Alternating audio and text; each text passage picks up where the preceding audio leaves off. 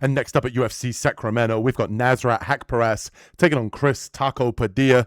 Give me Nasrat in this one. I think there's a little bit of recency bias in the betting line here. I think people are going to instantly go to that Chris Taco Padilla side based on the fact that he is a popular fighter on a win streak, apart from that last fight where he did draw against Markel Medeiros.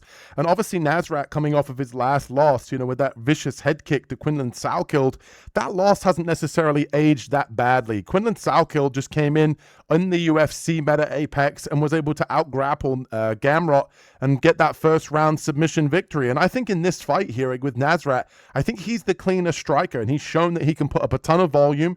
And I do think that even though Chris Taco Padilla has some very unorthodox weapons, whether that be getting you in the clinch and utilizing elbows, whether that's stepping in with the elbow, whether that's utilizing the front kick, I think Nasrat is going to be much cleaner and much more technical in the boxing. And I think he's going to be able to demonstrate that last fight, may have not necessarily been a fluke, but the fact that he was having success in the boxing up until that head kick. And I think he's going to take over right from where he left off in that matchup. I think that Nasrat in the boxing here is going to be able to put up numbers. He likes to be able to use that jab left hand. And I think standing southpaw is also going to give Chris Taco Padilla something to think about. Taco Padilla is a guy that as the fight goes on, he does a good job of being able to kind of change the game plan up. But I don't really see what weapons other than the elbows and maybe some kicks and maybe utilizing the clinch here against Nasrat is really going to do. Nasrat has an 86% takedown defense, so being able to take him down is going to be very difficult for Chris Taco Padilla, who isn't the best wrestler to begin with. And I do think out of space, Nasrat is going to be the much cleaner fighter. And in my opinion, I think Nasrat is going to come in here very motivated after, kind of getting that viral head kick loss to Quinlan Salkild, where he's going to want to come back in.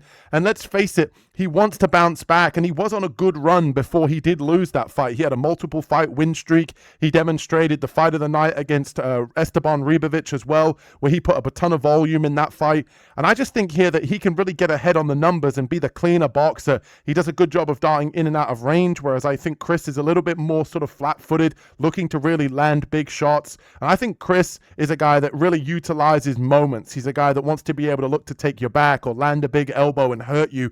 He's a finisher, but when it comes to the technical aspect of MMA, you could see that in the Medeiros fight. The Medeiros was able to land clean boxing exchanges against Chris Taco Padilla, who's a guy that's kind of had a gritty work ethic and been able to kind of thrive in kind of not necessarily dog fights, but where he can kind of pick and prod at you and then utilize his different skills and kind of give you a different look that a lot of people don't give you. Whereas Nasrat, I think he's going to be too clean. I think he's going to be able to put up volume and ultimately win this one by unanimous decision, 29-28. Give me Nasrat Haqparast to bounce back here.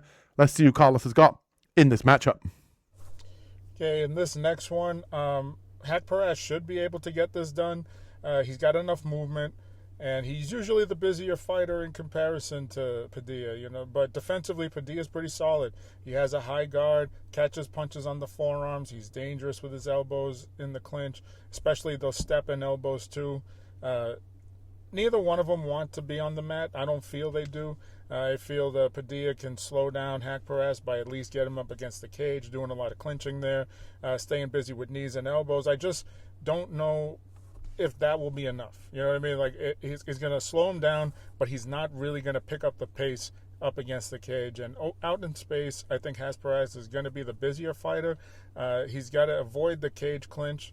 He's got to defend the elbows of Padilla. And he should be able to get the unanimous decision because Padilla out in space is not going to be busier than Haqparast. He's not going to throw more volume. And I feel that Haqparast can get a little bit more done if he can stay off the cage, because if he doesn't stay off the cage, that's where Padilla is probably going to be at his busiest. So Nasrat Haqparast to get this done.